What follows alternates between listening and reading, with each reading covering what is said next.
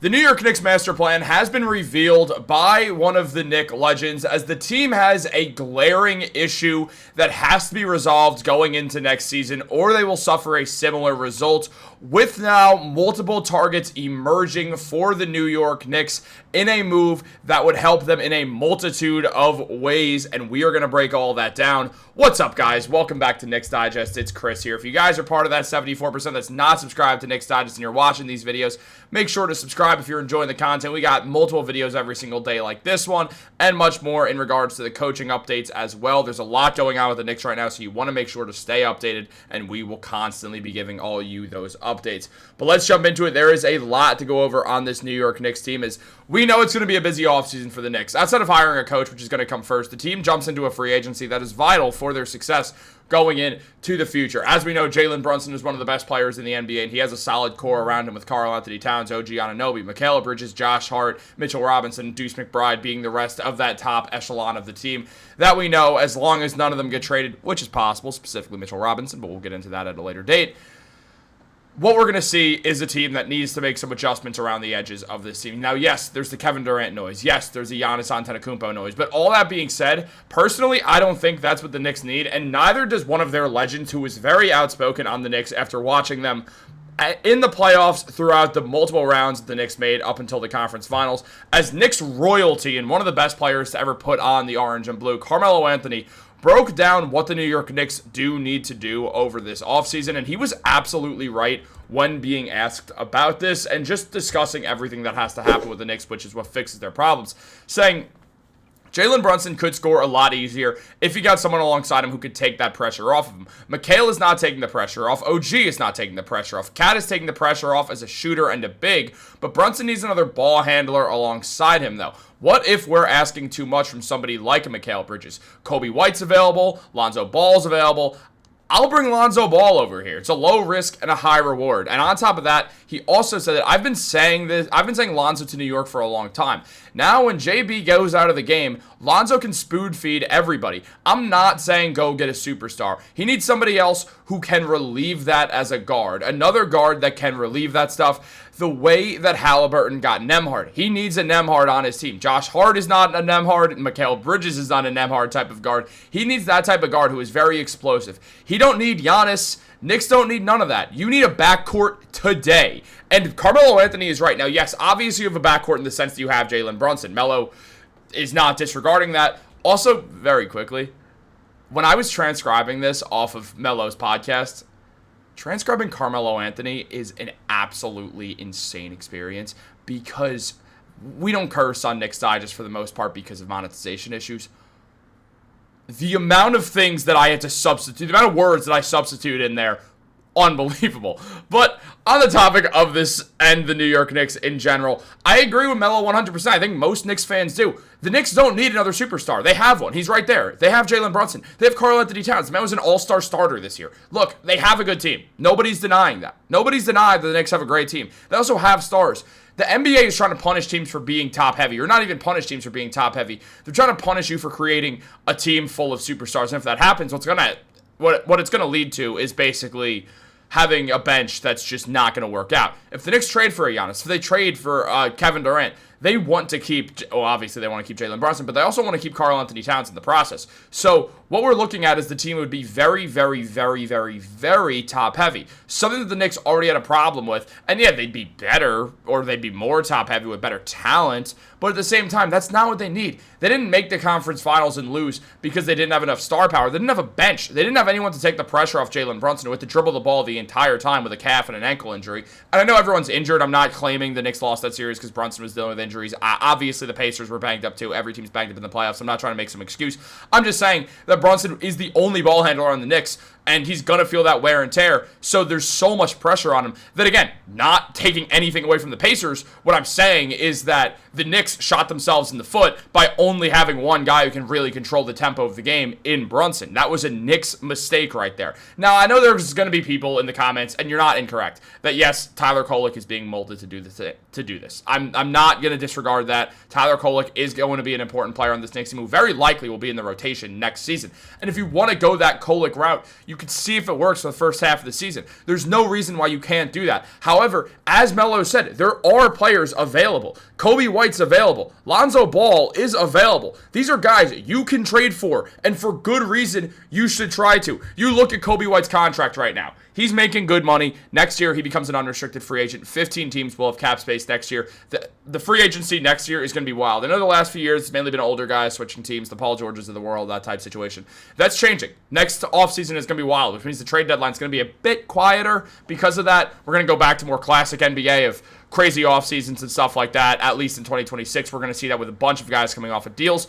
But Coby White's an unrestricted free agent. He's not going to be the top free agent because there's a lot of other free agents as well that are going to hit the open market. And there's going to be a lot of teams with money that are going to try to be very careful with what they do for them. I mean, not all franchises are good, so some of them are going to make these mistakes. But in regards to Coby White, this is a guy who's got 1 year left on his contract. Answer me this. Why the hell would Coby White stay with the Chicago Bulls? What have they done for his career? They've put him behind countless scorers before, and then once he finally gets a chance to score, the team absolutely sucks around him, and it's completely just not a good franchise at all. The team has been terrible. The Bulls have been an absolute joke of a franchise. I thought Arturas was going to go in there and do a lot of good for them. He did absolutely nothing right so far. Or not nothing right, but he has not been a good president of basketball operations. The owner's obviously a huge issue as well there, where you're hoping that he eventually sells the Bulls the way the White Sox are being sold. But in regards to Coby White, why would he stick around on the Chicago Bulls? The answer? Money. If he gets paid. If Coby White gets paid a ton of money, he'll stick around. If Coby White does not get overpaid by the Bulls, he won't stick around, and he shouldn't. So the Bulls have to understand that Coby White, due to this contract situation, very likely could hit the door on the way out and just be like, I'm done. I'm not staying here anymore. I'm done. And same goes for Lonzo Ball. Next year, there's a team option on his contract. He got signed to a 2-year extension, and look, it's a good contract value-wise because if Lonzo's healthy and able to produce, he's got a positive impact on winning. But Lonzo's also turning 29. He's no longer that super young guy that had all that hype after Mike Korzemba made that Steph Curry with a 40-inch vertical video. This is a guy who, the storyline of his career, people are forgetting about those UCLA days. All of a sudden, it's been nearly a decade since then. And what we're saying, it was a decade ago that Lonzo Ball broke that guy's ankles, and nobody even knew who he was. It was the viral video of a guy breaking someone's ankles and then going out there and just like picking him back up and helping him up. That was Lonzo Ball. That was the first time he went viral. Obviously, since then, Chino Hills did their thing and went to UCLA, made the Final Four, I want to say, maybe Elite Eight. Again, it's been a while. We don't think about that anymore. We think about a guy who came in super hyped up and, for the most part, has just been injured forever. What Lonzo Ball's story has become is not initially what it once was. What it is a guy who's went through hell and back with a knee injury. And everyone feels terrible for what Lonzo went through, but the Bulls still suck. And that's not going to change. They're still going to be mid. The last thing you want to be in basketball is middle of the road. And that's where they're at right now. So you look at these guys who very likely could end up leaving the Bulls. And if the Bulls are smart, what they're going to do is trade these guys off the team. They're going to move them. And I don't know if they will, because that's how they are. White had an excellent season, though. He put up 20 points per game on the year with basically 4 rebounds and 4.5 assists. He got a steal per game, shot 37% from the field and 45%, or 37% from 3 and 45% from the field, shooting 38% on corner threes.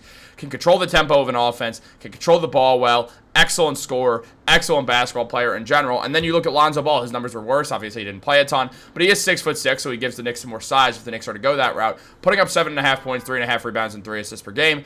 Lonzo Ball, obviously not what we once expected out of him, shooting 36% from the field and 34% from 3. Obviously not his best season once coming back from injury, and there is valid concern that he's never going to be that guy again because of all the injury concerns. I hope he is, just because I like Lonzo Ball, but it is possible that this is it for him. And Lonzo Ball has even spoken on the Knicks, saying that he wants the Knicks to hire Mark Jackson, saying, Mark Jackson, I don't think he's getting it, but that's just my opinion. So Lonzo's talking about the Knicks already, so there's that connection there. There's a lot going on with these teams that you could see something going down. I mean, Coby White, after the All-Star break, 24.2 points per game in 34 minutes a night. I mean, shooting 48% from the field, 36% from 3. Coby White solves your problem. You have another guard. We've seen Jalen Brunson play some of his best basketball when he has another guard. A Coby White, the Emmanuel Quickly's out there. Obviously, never played with Coby White, but like what I'm saying is having a guy like Coby White out there would be similar to how he's played well with Emmanuel Quickly, how he's played well with Cameron Payne.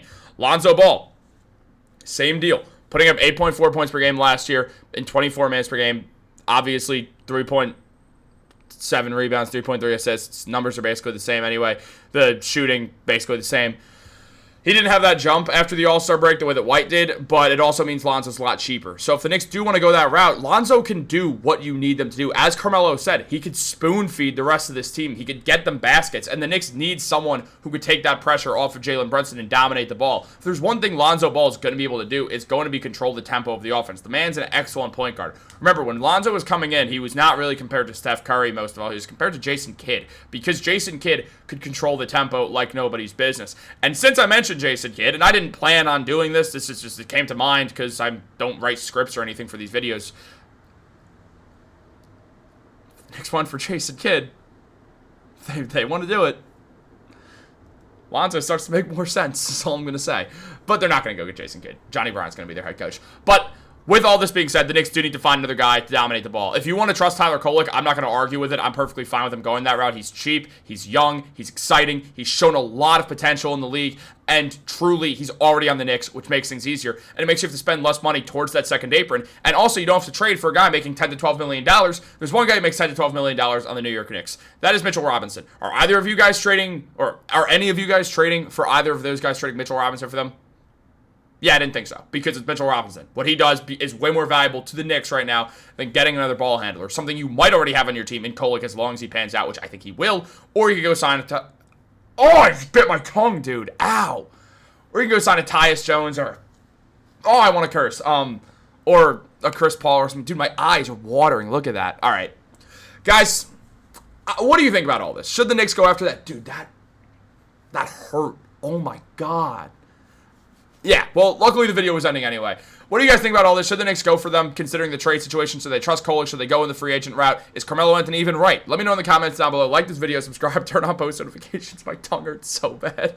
Have a great day, and go Knicks, guys.